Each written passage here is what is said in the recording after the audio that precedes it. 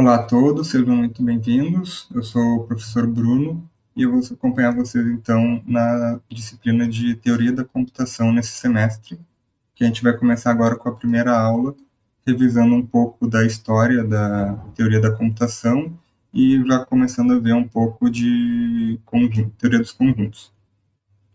Então eu quero começar a aula de hoje, já que é a primeira, apresentando um pouco do que é a disciplina de teoria da computação, o que significa essa área.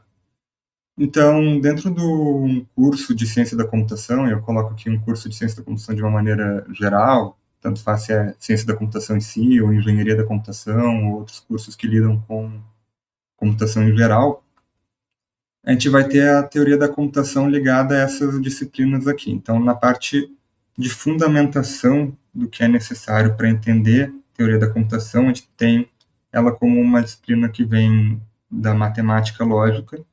Então, matemática discreta e lógica para programação, que são disciplinas que quem está fazendo um curso de ciência da computação na URGS provavelmente já viu. Então, a gente vai usar conceitos de matemática discreta e lógica. E a ciência e a teoria da computação, ela também se conecta a outras cadeiras do curso teóricas, que são fundamentos de algoritmo. E por que fundamentos de algoritmos? Porque fundamentos de algoritmos é uma disciplina que ensina, então, a gente a ver como programas, como algoritmos são estruturados e criados. A disciplina de linguagens formais e autômatos, na qual também são vistos outros modelos computacionais, embora não tão poderosos, ou melhor dizendo, que são mais simples do que os que a gente vai ver nessa disciplina de teoria da computação. E a disciplina de teoria de complexidade de algoritmos. E é bem interessante a relação de teoria da computação com complexidade de algoritmos, porque, como a gente vai ver mais adiante, a teoria da computação vai nos dizer. Então, teoria da computação vai nos dizer o que, o que pode ser computado, enquanto que a complexidade de algoritmos é uma disciplina que vai nos dizer qual é o tempo ou a eficiência do que pode ser computado. Ou seja, a teoria da computação, que é a disciplina que a gente vai ver, vai nos dizer o que a gente consegue calcular. E a complexidade de algoritmos, que vocês vão ver depois, vai nos dizer qual é o custo de calcular o que pode ser calculado.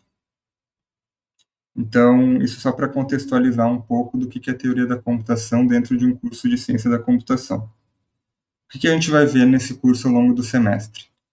Então, nessa primeira aula que a gente vai assistir agora, eu vou apresentar para vocês uma breve história da teoria da computação, desde o começo até os tempos atuais. E a gente vai começar a ver um pouco sobre essa ideia de teoria dos conjuntos, conjuntos contáveis e incontáveis. Essa é a parte introdutória do curso. Depois a gente também vai ver uma formalização dos conceitos de o que é um programa, o que é uma máquina e o que é uma computação do ponto de vista formal. Como é que a gente pode usar isso, então, para fazer as nossas análises no futuro, que é o tópico seguinte. E daí a maior parte do semestre vai ser focado em estudar diferentes modelos computacionais, que são diferentes estratégias ou diferentes abordagens que cientistas, pesquisadores pensaram ao longo das décadas para representar o processo de calcular alguma coisa. Então, os modelos computacionais que a gente vai ver nessa disciplina especificamente são as máquinas de registradores, cálculo lambda, a máquina de Turing, que provavelmente é o mais famoso de todos, e funções recursivas parciais. E cada um desses modelos computacionais, vocês vão ver que eles têm abordagens bem diferentes entre si, mas o mais interessante é o resultado que a gente vai ver, então, depois, no que é chamada tese de Church-Turing, de que, mesmo sendo diferentes, todos eles têm o mesmo poder computacional. Ou seja, todos esses modelos, eles conseguem calcular ou computar exatamente as mesmas funções. E daí, no final, a última parte da disciplina vai ser a de decidibilidade e indecidibilidade, que basicamente é aquilo que eu mencionei agora há pouco, de determinar quais problemas a gente consegue computar e encontrar uma solução, e quais problemas a gente não consegue, por mais poderosa que seja a máquina que a gente está usando. Não é uma questão de arquitetura, não é uma questão de memória, não é uma questão de quantidade de processadores, é uma questão realmente matemática da capacidade de se resolver um problema. Então, para começar um pouco essa parte assim do o que é a teoria da computação e dar uma ideia, a gente pode pensar no que é o conceito informal de um algoritmo. Normalmente a gente está falando de algoritmo. Então, vocês certamente já estão familiarizados com uma definição informal, que seria então uma sequência estruturada de passos bem definidos e passíveis de implementação para a resolução de um problema ou realização de um cálculo. Ou seja, a famosa receita de bolo, né? Então, a gente vai ter um passo aqui, que é faça X, um passo 2 que é faça Y, e alguma coisa, faz 3, e aí, né, a gente continua e tem então uma lista de passos que a gente precisa seguir para chegar numa solução final a partir de uma dada entrada. Essa é a nossa ideia de o que é um algoritmo e como se lida com ele, né? E o que a gente vai ver é que essa noção de algoritmos ou de computar coisas é algo que vem acompanhando a humanidade desde a antiguidade, né? Não é porque os computadores elétricos ou eletrônicos são invenções das últimas décadas que a gente já não estava lidando com esse passo a passo de instruções para calcular e chegar a resultados interessantes. Então, por exemplo, um achado arqueológico muito interessante é o mecanismo de Antiquitera, que foi encontrado submerso, né, num naufrágio, e acredita-se que então foi um mecanismo que foi desenvolvido por astrônomos gregos no segundo século antes de Cristo e que era usado para prever o movimento de corpos celestes, então a posição do Sol, da Lua e de estrelas, usando esse mecanismo que é considerado o primeiro computador analógico. Então, o computador analógico, obviamente, porque não era digital. Então, só para dar uma vaga noção assim, de como é que um computador analógico poderia funcionar, imagine que se vocês têm diferentes engrenagens, essas três, a gente poderia pensar, então, numa computação em cima disso, que se a gente virar essa primeira engrenagem, em um determinado ângulo, de forma que isso simbolize 4 unidades de rotação. A gente, então, rotaciona esse aqui também 3 unidades, aí eles estão ligados de alguma maneira, e essa terceira engrenagem aqui, então, vai rotacionar 7 unidades, que seria, então, a soma, ela estaria somando as outras duas. Então, isso é uma maneira que a gente conseguiria fazer de forma arcaica, né, porque segundo século antes de Cristo, uma computação com um mecanismo analógico. Então, outros exemplos históricos de algoritmos, a gente tem 300 a.C., o algoritmo para calcular o máximo divisor comum de Euclides. No ano 800, métodos de cálculo para aritmética decimal que foram criados por Al-Khwarizmi, que era um intelectual islâmico, e daí ele escreveu o livro que a tradução correta seria Cálculo com Numerais Hindus, mas quando chegou na Europa ele acabou sendo traduzido como Algoritmo de Número Indorum, que então ficou esse nome algoritmo que deu origem ao termo algoritmo, que é de onde a gente tem a palavra hoje. E daí, nos anos 1840, também houve diversos métodos de cálculo para a máquina analítica de Babbage, que era um lógico matemático britânico, pela Ada Lovelace. E esses programas que ela escreveu, eles são considerados hoje os primeiros programas de computador. Foram descritos antes mesmo de existir essa máquina do Babbage, porque ela acabou nunca sendo completada.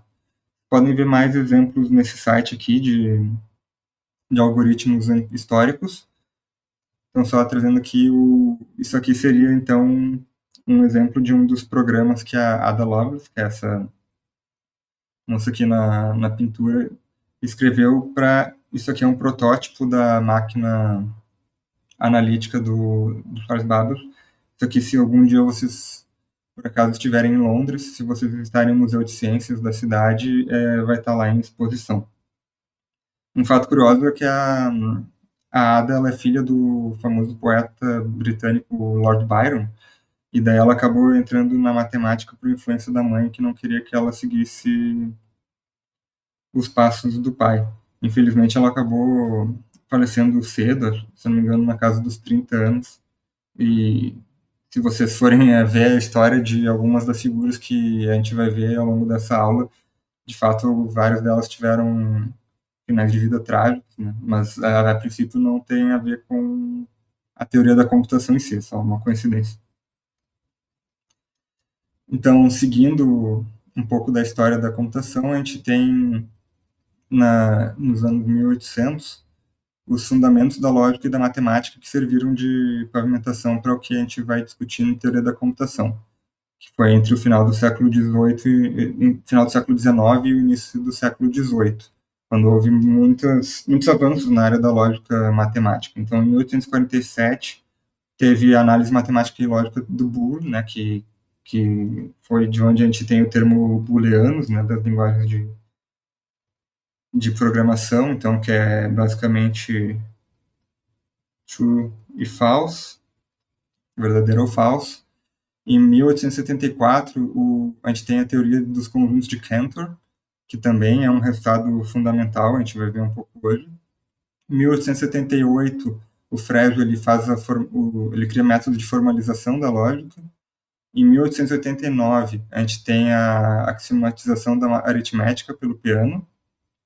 E em 1910, tem a publicação do Principia Mathematica, que é um livro do filósofo e lógico Russell e do matemático Whitehead, que o objetivo era a construção da matemática a partir de princípios lógicos. Então, aqui trouxe até um exemplo. Isso aqui é o começo da prova no livro Princípio Matemática de 1 mais 1.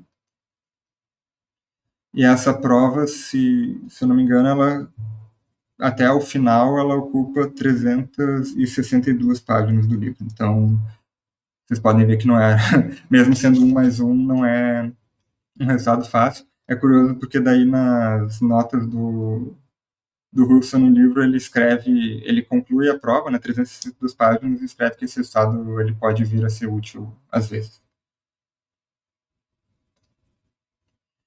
Mas então, agora, focando em algumas figuras muito importantes desse começo da nossa história, focando já agora mais na parte de computação em si, a gente tem a figura do David Hilbert, que foi um dos principais matemáticos, um matemático alemão desse início do século XX. Então, em 1900, ali no começo de 1900, a gente tem a lista de problemas do milênio, com 10 problemas matemáticos, e um deles era descobrir um método para determinar se uma equação diofantina ela tem solução. Então, eles queriam saber se essas equações elas têm solução, e uma equação diofantina é só uma equação polinomial com duas ou mais variáveis. Por exemplo, a fórmula quadrática, né?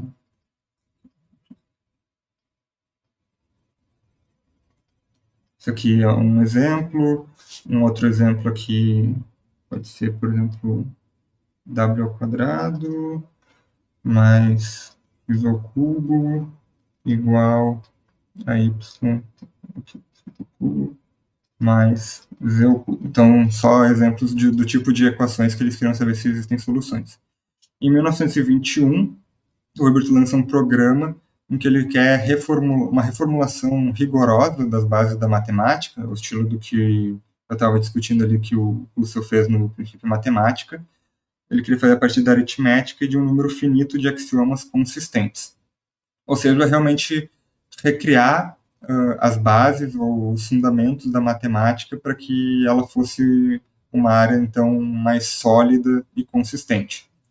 E daí a gente chega em 1928, que é um fato marcante da história da matemática e da computação, que é essa ideia de Entscheidungsproblem, que em alemão é problema da decisão, que o objetivo então era descobrir um método que determine se uma fórmula lógica de predicados é válida, se ela é verdadeira em todos os universos. Então, só para dar uma ideia aqui, o que é um problema de decisão, eles são problemas com uma resposta sim ou não. Então, por exemplo, se a gente tem um número x é primo, daí ele só tem duas opções. Por exemplo, se x é igual a 7, a resposta é sim. Se x é igual a 15, a resposta é não. Ou dados os números x e y é dividido por x, também, respostas sim ou não. E esses problemas de decisão,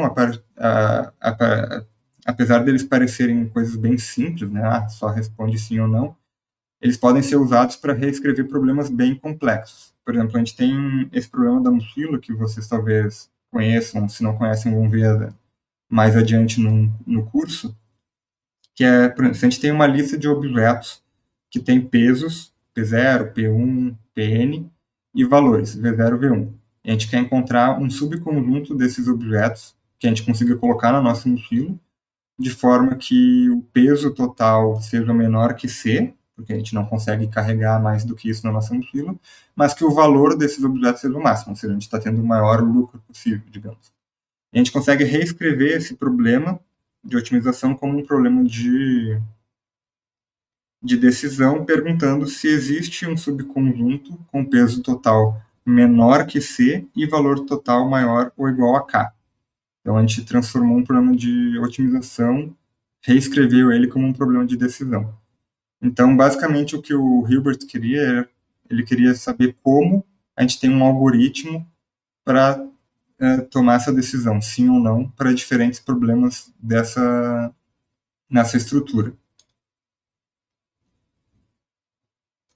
Então, né, a gente apresentou esse problema e o Hilbert, então, ele estava preocupado com 3 pontos. Ele queria saber se a matemática ela é completa, ou seja, se ela pode provar qualquer afirmação verdadeira a partir de seus axiomas. A gente tem ali algumas regras básicas. Os axiomas são verdades simples e unitárias a partir das quais a gente cria o resto das nossas formulações matemáticas.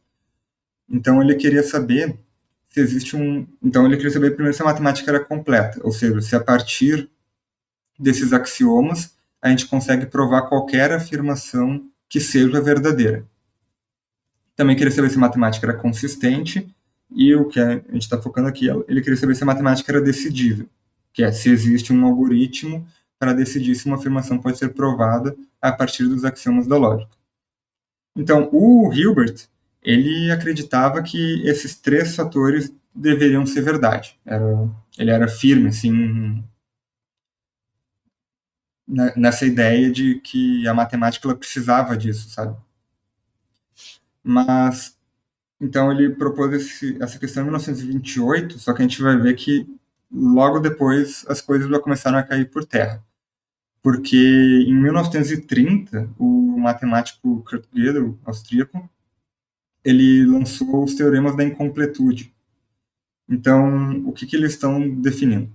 Primeiro, que qualquer sistema matemático contém afirmações verdadeiras que não podem ser provadas a partir de seus axiomas. Ou seja, caiu por terra a ideia de que a matemática era completa. Infelizmente, a gente não vai ver nessa disciplina a prova dos teoremas da incompletude, mas é muito interessante. Então, eu recomendo que vocês vejam no material complementar. Tem um vídeo chamado The Fatal Flaw in Mathematics, ele está em inglês, que tem uma explicação bem curta e didática de como é que funcionou a prova da incompletude pelo Gödel, é bem interessante. E o Gödel também mostrou que qualquer sistema matemático que é consistente não pode provar a própria consistência. Então, a gente não tem como saber se a matemática é consistente usando a própria matemática, que é uma coisa, então, que afeta a questão da consistência. Para fazer isso, ele usou uma codificação que ficou conhecida como número de Gödel. Isso a gente vai acabar usando na nossa disciplina mais adiante. Então, a gente vai ver em uma outra aula o que são esses números de Gödel. E daí, em 1933, também relevante para a teoria da computação, ele, junto com Herbrandt e Cluny, ele criou as funções recursivas parciais. Então, o Gödel, ele provou a incompletude, então já afetou a ideia de a matemática ser completa e ser consistente. Sobrou a questão se a matemática é decidível, ou seja, se a gente consegue ter pelo menos um algoritmo nos dizendo o que pode ser calculado ou não. E aí, o que aconteceu foi que em 1936, essas duas figuras aqui, o Alonzo Church e o Alan Turing, que são dois dos principais matemáticos da ciência da computação, então, o Turing até hoje não é considerado o pai da ciência da computação, mas o Church também merece reconhecimento. Inclusive, o Church ele foi orientador de doutorado do Turing. Mas em 1936, no pré-guerra, um pouco antes do começo da Segunda Guerra Mundial, né, eles, de forma independente e usando modelos diferentes, eles provaram que a matemática ela é indecidível. Então, o Church ele propôs o cálculo lambda e o Turing usou a máquina de Turing. E daí, a conclusão que se chegou, através dos trabalhos deles, é que, através da hipótese denominada de tese de Church-Turing, primeiro, que esses modelos seriam equivalentes, ou seja, o que a gente consegue fazer com cálculo lambda, a gente consegue fazer com uma máquina de Turing, e que esses modelos eles eram poderosos o suficiente para conter tudo que é efetivamente computável na matemática. Efetivamente computável seria, então, tudo que a gente consegue calcular. E eles mostraram que existem problemas que não são computáveis nem com cálculo lambda, nem com uma máquina de Turing. Isso a gente vai ver no final da disciplina. E ao provar isso, eles mostraram que a matemática, então, ela é indecidível. Existem problemas que a gente não consegue computar. Então, foi realmente o fim daquelas ideias do Hilbert do que seria matemática. Mas, daí aqui eu até botei, né, o túmulo do Hilbert, eles tem uma frase famosa dele que é nós precisamos saber e nós iremos saber. No fim das contas, o que aconteceu foi que nós não iremos saber e não só não iremos saber, como é impossível saber em alguns dos casos, né? Para muitos dos problemas, é simplesmente impossível que se exista um programa, um algoritmo que o resolva. Mas, ao mesmo tempo, foi ao percorrer essas questões, foi ao estudá-las, que a gente chegou nessa noção do que é um computador, nessa formalização, e o que deu o pontapé, então, para a criação dos computadores como a gente conhece hoje. Então, dando sequência aqui à história, né, obviamente teve ali em 1939 a 1945 a Segunda Guerra Mundial, que foi um fator que, devido aos usos militares, acabou acelerando bastante o desenvolvimento de computadores eletrônicos. E do ponto de vista teórico, a gente tem então em 43 a criação dos Tech Systems, que também é conhecido como máquina de Post, se vocês olharem no livro-texto da disciplina. Em 1954, a gente teve os algoritmos de Markov, baseados em strings e em regras de reescrita. E daí, aqui de 62 a 76, esses tópicos todos aqui são outros modelos computacionais que, de forma coletiva, são conhecidos como máquinas de registradores. Eu destaquei aqui em negrito a máquina Norman, de 1976, porque essa aqui a gente vai estudar também na disciplina, junto com cálculo lambda e máquina de Turing. É curioso porque ela vai ser, na verdade, a máquina Norman, ela vai ser o primeiro modelo que a gente vai estudar, mesmo ele sendo de 1976, décadas depois dos outros, justamente porque ela é mais didática, ela foi escrita para um livro-texto, então com propósito de ensinar, mas também porque a norma, ela e as máquinas em registradores em geral, elas lembram um pouco mais como é um computador da forma como nós estamos acostumados a pensar, sabe? Com memória, um processamento, escrita de programas. Então, ela é um bom ponto de partida para entender modelos computacionais. E daí, em 1970, teve a prova da indecibilidade do 10º problema do Hilbert, que era um daqueles problemas do milênio que eu mencionei antes. E daí, nas décadas 50 e 60, houve a formalização da teoria dos autômatos e das linguagens formais.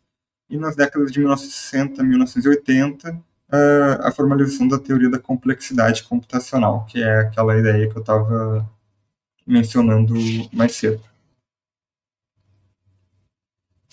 Então, esse foi um breve resumo de o que é a história da teoria da computação. Como vocês podem ver, a maior parte desses tópicos que eu mostrei, inclusive a máquina de Turing, cálculo lambda, então, eles já estão quase fazendo um século. É interessante, inclusive, que vários desses avanços eles antecedem a criação dos computadores como nós conhecemos hoje. E, em parte, os computadores que nós conhecemos hoje, eles foram influenciados por já existirem esses resultados anteriormente. Então, quando os primeiros computadores eletrônicos, ENIAC, MARC, estavam sendo construídos, a gente já sabia de antemão o que poderia ou não ser computado neles. E daí, para quem tiver interesse em saber mais dessa história, eu recomendo que veja um material complementar, tem vários vídeos no Moodle da disciplina, nessa primeira aula. Também tem uma história em quadrinhos bem interessante, chamada Logic Comics. Ela tem disponível na biblioteca do Instituto de Informática, infelizmente agora com as aulas remotas não é possível acessar, mas talvez no sistema de livros online da URGS vocês consigam acessar, que ela apresenta, através de uma graphic novel, boa parte da história desse começo da teoria da computação, principalmente a parte da formalização lógica. Então, um outro ponto interessante. E, claro, quem quiser saber ainda mais, se aprofundar mais para o final do curso, pode fazer a disciplina de História da Computação, que também é bem interessante. Então, finalizada essa introdução de como é que se deu a história da teoria da computação, eu queria começar a ver com vocês um pouco de teoria dos conjuntos, porque vai ser importante para um resultado fundamental da teoria da computação que a gente vai ver na próxima aula. Então, só uma revisão, né? Um conjunto nada mais é do que uma coleção de itens, objetos, né? Então, por exemplo, aqui tem um conjunto com 3 itens, né? Um triângulo, um círculo e um quadrado. E a gente vai, então, definir a cardinalidade desse conjunto. Então, cardinalidade é basicamente a quantidade de elementos que existem em um conjunto. A gente nota isso. Então, se a gente tem, isso aqui digamos que isso aqui seja o conjunto a cardinalidade de A a gente faz com essa anotação. Isso aqui está aqui. Essas duas barras do lado do nome do conjunto. E para conjuntos que são finitos, como esse exemplo aqui, a cardinalidade é trivial. Esse símbolo aqui, né, os conflitos vazios, isso aqui é o conjunto vazio. Então, a cardinalidade do conjunto vazio é 0. Já esse outro conjunto aqui, né, é ABC, basicamente aqui. E para saber a cardinalidade é só contar, né? 1, 2, 3 é o número de elementos. A questão fica mais interessante quando a gente começa a pensar em conjuntos que são infinitos. Mas vamos primeiro ver isso aqui. Se a gente tem dois conjuntos que são A e B, a gente diz que eles são equinumerosos se houver uma bijeção, que é essa função f, de A para B, em que, então, todo elemento de A consegue ser mapeado para um elemento de B. E a gente anota isso como, então, A tio B, implica que A e B possuem a mesma cardinalidade. A cardinalidade de A é igual a de B. Então, digamos que eu tenho aqui um conjunto, esse aqui, ABC, o mesmo do slide anterior, e esse outro conjunto aqui, 1, 2, 3. Eles só vão ser equinumerosos se a gente tiver essa bijeção de forma que eu consigo conectar um elemento do conjunto a um elemento do conjunto B, exatamente. Então, não pode sobrar elementos nos conjuntos. Aí, para um conjunto que é finito, tem um número finito de elementos, ok, isso é trivial. Mas o que a gente faz para os conjuntos que são infinitos? Aí que as questões começam a ficar interessantes. E uma coisa importante de ter em mente é que quando a gente está pensando no infinito, a nossa intuição ela começa a falhar. Então, a gente não pode simplesmente pular para conclusões, né? Quando a gente é infinito, a gente tem que pensar bem cuidadosamente a respeito. Então, vamos lá ver a cardinalidade de conjuntos infinitos. Então, a gente vai começar com essa noção do que é um conjunto contável. Então, um conjunto contável X, ele é contável só se X é finito, ou seja, os conjuntos todos que a gente viu antes, eles são conjuntos contáveis, ou se existe uma bijeção, isso aqui é para ser o símbolo dos números naturais, então, se existe uma bijeção entre os naturais e esse conjunto X. Então, vamos ver alguns exemplos. Conjuntos contáveis. Então, esses primeiros exemplos aqui são os que a gente já tinha visto. Então, o conjunto vazio, ele é contável, porque ele é finito. E o conjunto ABC, ele é contável também, porque ele também é finito. 1, 2, 3, tá feito. Aí agora a gente vem para os conjuntos infinitos. Vamos ver como é que a gente pode determinar se ele é contável ou não. Então, lembre-se, o conjunto X ele é contável se a gente consegue fazer uma bijeção dos naturais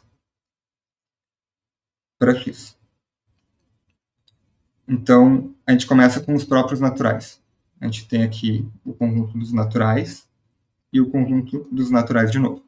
Então, os naturais, né, são os números inteiros positivos e o zero. Então, 1, 2, 3, 4, e é infinito, sempre continua. E aqui a mesma coisa, 2, 3, 4, infinito, a mesma coisa. Os naturais são... Existe uma bijeção dos naturais para os naturais? Sim, ela é a própria função de identidade. A gente pode mapear cada número para ele mesmo. Então, a gente tem que x leva para x nesse caso, né? E está feito, então a gente conseguiu mostrar que os naturais são contáveis, porque para cada número natural a gente consegue associar ele a si mesmo e assim fazer essa bijeção. Agora vamos ver um exemplo um pouco diferente. Esse aqui, então, os naturais é contável, que é os naturais unidos a um outro conjunto finito, nesse caso do elemento que tem só o elemento A. Então vamos ver de novo. A gente tem aqui os naturais, e aqui a gente tem os naturais mais um elemento. Como é que a gente pode pensar nisso aqui agora? Antes a gente estava levando cada número para ele mesmo. E agora a gente tem um conjunto que é infinito, que são os naturais, e a esse conjunto infinito a gente adicionou um novo elemento. Mas a gente vai ver que isso, na verdade, não é um problema, porque, de novo, a gente tem aqui todos os naturais, continuam infinitamente, e a única coisa que a gente precisa fazer agora é, nesse outro conjunto, a gente adiciona um elemento novo, então o A, e daí reescreve aqui os mesmos elementos de antes. E daí o que a gente vai fazer é que a gente vai começar o primeiro elemento disponível nos naturais, a gente vai associar ao novo elemento. Então o zero está sendo conectado ao A, e depois a gente simplesmente segue a partir daqui. Então, basicamente, a gente está fazendo uma bijeção que é o zero está ligado ao A, e depois, para todos os elementos x que são maiores que zero, o x está mapeado para x mais 1. Então, a gente também consegue fazer uma bijeção dos naturais para os naturais mais um número finito. E, claro, né, se a gente tivesse aqui, em vez de A, fosse AB, aí a gente adicionaria aqui o B, e daí esse zero poderia estar ligado ao B, o 1 ao A, o 2 ao zero, e assim faz. Então, qualquer soma dos naturais a um outro conjunto finito também é contável. Deixa eu só liberar aqui um pouco do espaço para a gente ver o próximo exemplo.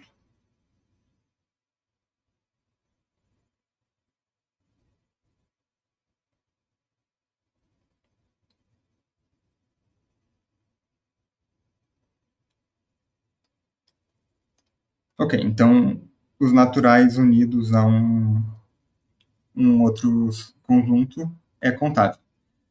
Agora a gente vai ver um caso que para mim foi quando começou a ficar bem estranha essa ideia, né? Porque a gente tem, então, os números naturais e vamos pensar nos pares. Ou seja, o conjunto de números naturais que são pares. 0, 2, 4. Então, a gente vai pensar aqui. 1, 2, 3, 4, né? Os nossos naturais. E os pares vão ser, então, 0, 2, 4, 8. E seguem infinitamente, né? Então, uma coisa que é importante a gente notar é que o conjunto dos pares ele está contido dos números naturais.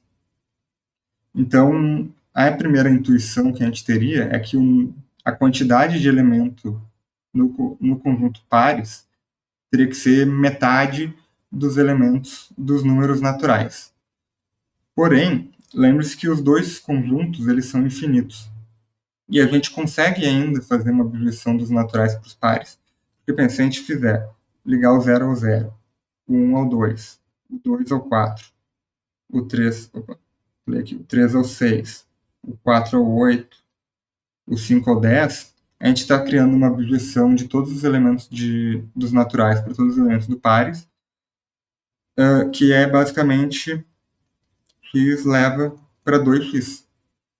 Então, na verdade, apesar dos pares estarem contidos naturais, a gente diz que a quantidade, né, a cardinalidade dos naturais, ela é igual à cardinalidade dos pares. Ou seja, a quantidade de elementos nos números naturais é igual à quantidade de elementos nos números pares, mesmo os números pares sendo um subconjunto dos naturais.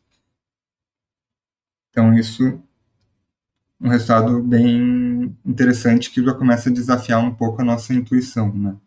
E, bom, obviamente, para os ímpares é a mesma coisa, os ímpares também são contáveis. E daí a gente chega aqui na ideia dos números inteiros, né? Então, se os naturais eles são os números positivos, né, de 0 até infinito, os números inteiros são todos os números naturais mais os números negativos, sem frações, que a gente denota então por esse símbolo aqui do Z. Qual que é o problema dos números inteiros? É que os números inteiros eles não começam no zero, né? Aqui a gente tem o zero, mas na verdade tem daí o menos 1, o menos 2, e é infinito para esse lado, e daí tem o 1, o 2, e é infinito para esse outro lado. Então, a linha dos números ela é infinita para os dois lados, enquanto os naturais começam no zero e é infinito só para um lado. Então, a princípio, a gente poderia então imaginar, então os números inteiros eles têm mais elementos que os naturais. A gente não vai conseguir mapear o zero para o primeiro elemento dos inteiros, porque eles não têm primeiros elementos. Porém, o que a gente consegue fazer é definir o começo dos inteiros, então, no zero. E daí, imagine se a gente faz a seguinte estrutura. A gente começa no zero e pensa assim, aqui está o menos 1 e aqui está 1. Aqui está o menos 2 e aqui está o 2. O menos 3 e aqui o 3. E daí segue assim infinitamente. A gente consegue aí associar os naturais de uma forma ordenada, porque a gente então pode definir o zero para o zero. E daí a gente define os ímpares dos naturais para os números negativos e os pares para os números positivos. Então, a gente vai botar 0, 1, 2, 3, 4, 5, 6 e assim infinitamente. Então, a gente está essencialmente fazendo um zigue-zague aqui. E daí a gente conseguiu fazer uma abreviação dos números naturais para os números inteiros. Então, os números inteiros, eles também são contáveis, mesmo que eles tenham os negativos. Então, a gente já viu agora todos esses exemplos de conjuntos contáveis e a gente vai ver o próximo aqui, que é um caso ainda mais interessante, que são o conjunto dos pares naturais com naturais. Ou seja, esse n para n nada mais é do que o conjunto de todos os pares n, m, de forma que n pertence aos naturais e m pertence aos naturais. Então, esse conjunto dos pares, ele é contável também. Então, para pensar em como resolver essa questão, a gente pode pensar assim, como é que a gente vai contar os pares de números naturais usando os números naturais. A gente consegue fazer isso se a gente assim como a gente pensou nos inteiros fazendo aquele zigue-zague, ou seja, criando uma estrutura para fazer esse mapeamento, a gente pode fazer o mesmo para os números n, para os pares n e n, formando uma tabela. Então aqui a gente tem essa tabela que nas colunas é um dos pares n, digamos o primeiro elemento, e aqui também vai outro par. E daí a gente define na célula, por exemplo, onde o 0 e o 0 se encontram, a gente tem o par 0, 0. Onde tem o 0, 1 é o par 0, 1. Onde tem o 0, 2 é o par 0, 2, e assim por diante. Como é que a gente consegue contar esses pares? O que a gente pode observar é que se a gente somar o 0 com o 0, isso dá 0. Se a gente somar 1 mais 0 e 0 mais 1, dá 1. Se a gente somar 2 mais 0, 2. 1 mais 1, 2. 0, 2, 2. Então, na verdade, essas diagonais aqui, elas estão listando todos os elementos que têm uma soma específica. Ou seja, essa diagonal aqui são todos os elementos que somam 0, essa outra diagonal todos os elementos que somam 1, todos os pares que somam 1, né? Aqui todos os pares que somam 2, todos os pares que somam 3, e assim por diante infinitamente. E o que a gente consegue ver é que para cada soma específica existe um número finito de pares, ou seja, existe um par que soma 0, e existem 2 pares que somam 1, e existem 3 pares que somam 2. Nunca é um número infinito de pares que fazem alguma soma específica. Então, se a gente seguir essa regra, a gente consegue numerar todos os pares com os naturais da seguinte maneira. A gente começa aqui no par 0, 0 e define aqui. Esse é o nosso elemento 0. A gente desce 1. Então, agora os que somam 1, a gente define 1, 2, 3, 4, 5, 6, 7, 8, 9. E assim por diante, né? Daí aqui vai ser o elemento 10, o 11, e assim vai infinitamente. Então, a gente consegue mapear, fazer uma abolição com os números naturais para todos os pares dessa tabela, e como essa tabela contém todos os números naturais nas linhas e nas colunas, todos os pares possíveis estão representados nela. Então, a gente chega na conclusão que os pares n para n são contáveis também como os outros. E o último exemplo que a gente vai ver hoje são os conjuntos dos quocientes. Então, são os números racionais simbolizados por esse símbolo aqui, né? Esse Q. E os racionais são basicamente todos os números que são representados por uma fração, nesse formato aqui, A sobre B, de forma que o A pertence aos inteiros, ou seja, ele pode ser um número negativo, zero ou positivo, e o B pertence aos naturais positivos. Por que os positivos? Porque a gente não pode ter divisão por zero, né? Isso não está definido. De forma que o mínimo divisor comum de A e B é igual a 1. Por que isso? Porque a gente sabe que a fração 2 sobre 1, por exemplo, é igual à fração 4 sobre 2. A gente simplifica e vira a mesma. Então, esses dois aqui, na verdade, são o mesmo número. Então, como é que a gente pensa se os racionais são contáveis ou não? Num primeiro momento, eles podem não parecer serem contáveis, porque tem um detalhe sobre os números racionais, eles são compactos. Ou seja, digamos que a gente tem aqui, define o número 0, que é um número racional também, e o número 1 meio, certo? Dois números racionais. Entre esses dois números, a gente pode botar um quarto. E daí, entre o 0 e o 1 quarto, a gente pode botar um oitavo. E entre 1 oitavo e 0, a gente pode botar um 16avos. Não importa quantos números a gente adicione, sempre vai ter espaço para adicionar mais algum número entre quaisquer dois números racionais. Então, num primeiro momento, é um pouco estranho a gente imaginar que o número de elementos dos conjuntos racionais é existe uma abolição para os números naturais, ou seja, se o conjunto dos racionais é contável. Mas o que a gente pode fazer para investigar isso é uma estratégia muito parecida com a que a gente fez para o conjunto dos pares n para n.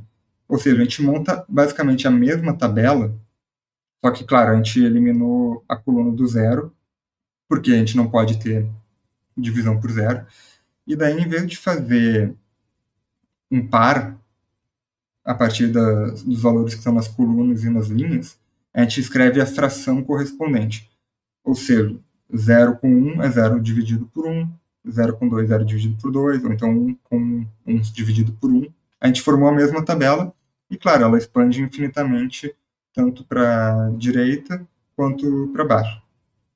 Então, dessa maneira, a gente consegue escrever todas as frações possíveis, porque a gente está fazendo todas as combinações de números naturais.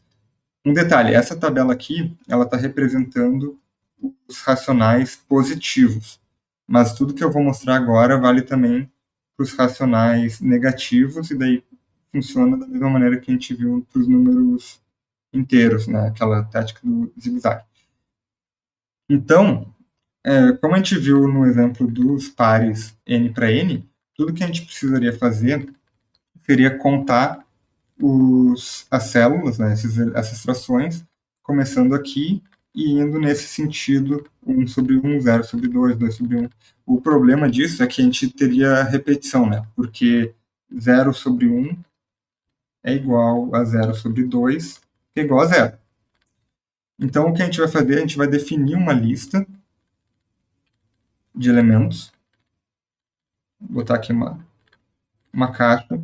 Daí, nessa caixa, a gente vai adicionando os nossos elementos. Então, a gente vai começar em 0 sobre 1 e vai dar para ele o valor 0. E a gente vai anotar aqui, 0 sobre 1. Aí a gente vai para o 1 sobre 1, que é o próximo. Vou fazer aqui a mesma